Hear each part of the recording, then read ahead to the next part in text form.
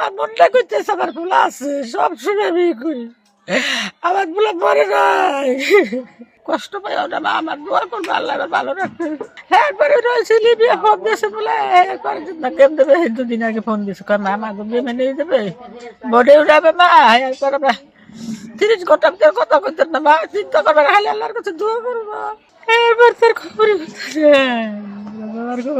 আপনার ছেলে এখন জীবিত না মৃত আপনি জানেন? আমার মনটা করতেছে আমার ফুলা আছে সব শুনে আমি করি আমার ফুলা মরে নাই মাইসে কয় মরে গেছে আমি কই আস হয়তো কোনো জেলে আছে না কোনো হাসপাতালে আছে ভিতরে আছো আল্লাহ তোমার বাসায় এখন আপনি সরকারের কাছে কি দাবি করেন এই বিষয়ে?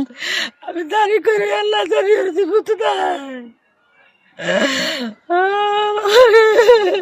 22 জন বলে উদ্ধার করছে ওই বোর্ডের থেকে 140 জন নাকি জানি আসিল ওই বোর্ডে বোট উল্টাই গেছে ওরা 3 দিন ধরে বলে বাইশে আসলো 3 দিনের পরে বলে আমার ভাই আর পাই নাই আল্লাহ জানে আমার ভাই কোথায় গেছে বাঁচতে পারি না আল্লাহ জানে আপনার কাছে দাবি যদি আপনারা আমার বাইরে দেখে দেন আমাকে ঠিকানা একটু খবরটা দিয়ে যা নেই থাক আমার ভাই বিপদে আছে 7 তারিখে লাস্ট কথা হয়েছে এরপর আর আমরা কথা কইতে পারি কি বলছিল তখন নভেম্বর 7 তখন ওই তারিখে? যে মায়েরে বলছে আমি তো কথা বলিনি মায়ে বলছে মা আমার লেগে দোয়া করবো আমাকে গেম দেবে মা দোয়া করবো মোবাইল আমাকে কথা কইতে দেবে না এই বলছে আর এরপর আর কথা কইতে পারিনি 20 লাখ কন্ট্রাক্ট 16 লাখ দেওয়া হয়েছে আর 4 লাখ বাকি রয়েছে এটা বলছে গেমের পরে নিব। এই দালালের নাম কি যে পাঠাইছে? ইলিয়াস দালাল টেকারাট ছাগল সিডা বাড়ি। হ্যাঁ, সামির শেখ গত 1 মাসের অধিক সময় তিনি অবৈধ পথে ইতালি যাওয়ার জন্য তিনি বাসা থেকে বের হয়েছেন। এখন পর্যন্ত তার কোনো সংবাদ তার পরিবারের হাতে নেই। যতদূর জানতে পেরেছি তারা নিখোঁজ রয়েছেন বলে জানিয়েছেন এবং তাদের কোনো সংবাদ তারা এখনো পায়নি। লিবিয়া হয়ে তিনি ইতালির উদ্দেশ্যে রওনা হয়। তখন সেই বোটটি যে কোনোভাবে পানিতে নিমজ্জিত হয়। নিমজ্জিত হওয়ার পর সেই তারা অনেক সময় প্রায় 3-4 দিন পানিতে ভেসেছিল। এখন তারা জীবিত আছে কিনা বা মৃত রয়েছে কিনা সেটির কোনো সন্ধানই তারা পাচ্ছে না।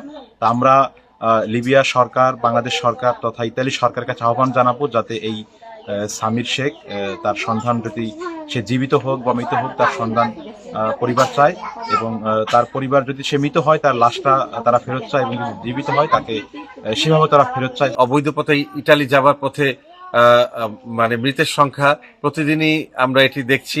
প্রতিদিনই কারো না কারো মায়ের কোল খালি হচ্ছে এই অবৈধভাবে ইটালি যাওয়ার পথে, কিন্তু তারপরেও এই অবৈধ পথে ইটালি যাওয়া বন্ধ হচ্ছে না। এজন্য আমি খুবই দুঃখ প্রকাশ করছি। আমি আশা করব যে আর জানি এইভাবে অবৈধ পথে ইটালি না পাঠায়, বৈধভাবে সে ইউরোপ, আমেরিকা বা যে কোনো দেশে মানুষ যেতে পারে। আপনারা বৈধভাবে যাবেন। অবৈধ পথে ইটালি যে লক্ষ লক্ষ টাকা খরচ করে সাগরে ডুবে প্রাণহানি ঘটিয়ে এভাবে মানে পরিবাররা নিঃস্ব হচ্ছে। অনেক কষ্ট করে সুদে টাকা এনে, কিস্তির মাধ্যমে টাকা এনে, ব্যাংক লোন করে টাকা এনে এভাবে দিচ্ছে। তো তারাও এই পরিবারগুলো নিঃস্ব হয়ে যাচ্ছে। আপনারা অবশ্যই বৈধ পথে সঠিক কাগজপত্রের মাধ্যমে যাবেন।